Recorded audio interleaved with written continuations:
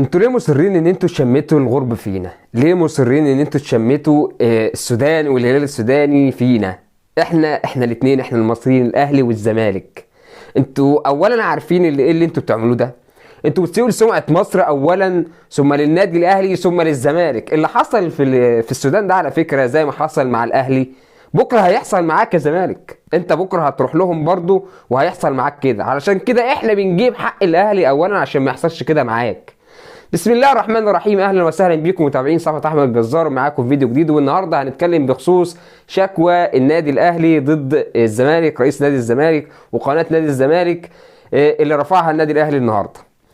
الاول كده انا عايزك تعرف ان السبب ده سبب قوي، مش اي كلام زي ما بيقولوا في ناس اعلاميين زمالك وفي ناس زملكاويه طبعا في السوشيال ميديا بتقول ان الاهلي عايز يعلق الشماعه بتاعه الخساره من الهلال السوداني على الزمالك وخلاص، يلبسوا اي حاجه، وعايز يقفل القناه عشان الاهلي ما يبقاش الا هو وقناه الاهلي ما تبقاش الا هي. احب اقول لك يا حبيبي يا اخويا، الاول كده انت عارف رئيس الزمالك عمل ايه قبل ماتش الهلال السوداني والاهلي؟ طلع بتصريح وقال اشمعنى الكاف يخلي ماتش الهلال او يخلي الهلال يلعب مع الاهلي بدون جماهير؟ ليه ماتشات الهلال والاهلي بتكون بدون جماهير؟ وده عمل فتنه اكيد لجماهير الهلال، اللي قالوا فعلا اذا كان يعني واحد من مصر، رئيس نادي الزمالك ده مصري، واحد من مصر هو اللي بيقول كده، فاكيد الكاف يبقى فعلا الابن المدلل ليه الاهلي زي ما طلعوا هم قالوا. لا، احب اقول لك يا سياده المستشار، اللي انت عملته ده غلط في حق بلدك قبل ما يكون غلط في حق النادي. انت كده حرضت على الفتنه وحرضت جماهير الهلال السوداني ضد الاهلي، وخليتهم فعلا يقولوا الكلمه دي، وان الكاف بيبقى الابن المدلل للاهلي. لكن ده مش حقيقي، لان الحقيقي ان الكاف اعلن ان الاستاد والملعب اللي هيتلعب عليه الجوهره الزرقاء في السودان ما ينفعش من المعايير سلامه الجمهور ان يبقى فيه جمهور. فانت ما تطلعش بقى بتصريح زي ده وتصير الفتنه بين جمهور الهلال السوداني والاهلي. ده غلط كبير جدا منك يا سياده المستشار، وتستحق فعلا الشكوى اللي عملها الكابتن محمود الخطيب ضدك. ثانيا بقى قناه نادي الزمالك، وانا مش عايز اقول لكم قناه نادي الزمالك بتعمل ايه للاهلي المصري وبتطلع تقول ايه على الاهلي المصري. لا، انا عايز اقول لك ان 80% من محتوى قناه الزمالك بيبقى عباره بس عن كلام عن الاهلي المصري. هو بيتكلموا بس عن الاهلي، مفيش حاجه اسمها كلام في الكوره. لا، هما بيطلعوا بس يقولوا ده الاهلي عمل كذا والاهلي عمل كذا والكاف عمل كذا مع الاهلي، ومفيش اي حاجه تانية غير الكوره بس بالنسبه للاهلي.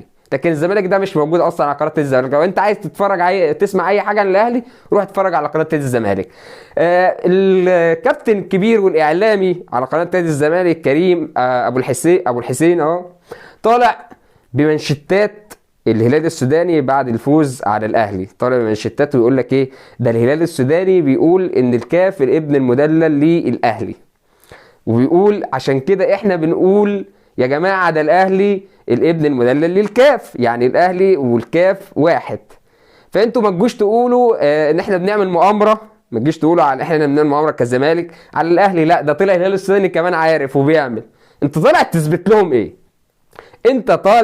لهم ايه؟ يعني انت عايز تعمل ايه؟ طيب ما انت طالع تقول دلوقتي ان فعلا ده يبقى الاهلي ابن المدلل للكاف، عشان كده انت طالع تقول كده ده الهلال عنده حق، احنا كمان عندنا حق لما كنا بنقول على الاهلي كده. ايه يا استاذ كريم؟ انا مش عارف اصلا انتوا اعلاميين ازاي، ولا انتوا دخلتوا اصلا الاعلام ده ازاي؟ انت يا ابني مش فاهم ان الموضوع ده فيه اكبر من حتة الاهلي والزمالك؟ انت مش شايف ان الموضوع ده فيه حتة اكبر من الاهلي والزمالك؟ قلنا 50 مرة يا جماعة، في مثل عندنا بيقول انا واخويا على ابن عمي وانا وابن عمي على الغريب.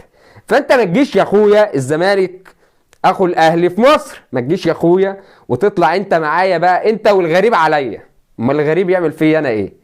وقلنا يا جماعة كذا مرة الموضوع اكبر من اهلي وزمالك، لان الموضوع اللي حصل مع الاهلي ده مش اول مرة يحصل، وهيحصل تاني وتالت وعاشر لو ما وقفناش وبقينا لينا موقف معاهم.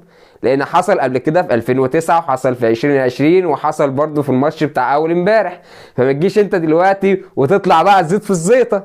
لا، الماتش ده واللي حصل فيه هيكون برضو نفس الرد الفعل اللي هيحصل فيك انت كزمالك لما تروح تقابل الهلال السوداني على فكرة. فانا عايزك اتقل عشان ناخد الحق، واخد الحق حرفة زي ما بيقولوا. الكابتن الخطيب والنادي الاهلي بيعرفوا ياخدوا الحق، وما تقلقش، كده كده في عقوبات هتحصل، والله في عقوبات هتحصل، سواء كانت على الهلال السوداني، وسواء كانت على رئيس الزمالك، وسواء كانت على قناه الزمالك. قناه الزمالك اللي انتوا اصلا بالنسبه لنا احنا قناه ضحك. وانا كاهلاوي طلعت واتكلمت وقلت يا جماعه، كنت بدعمكم كزمالك، بدعمكم كزمالك بمناسبة الماتش اللي جاي معاكم مع الترجي التونسي، اللي الزملكاويه نفسهم طالعين خايفين وقلقانين من ان الترجي التونسي يكسبهم هناك في رادس.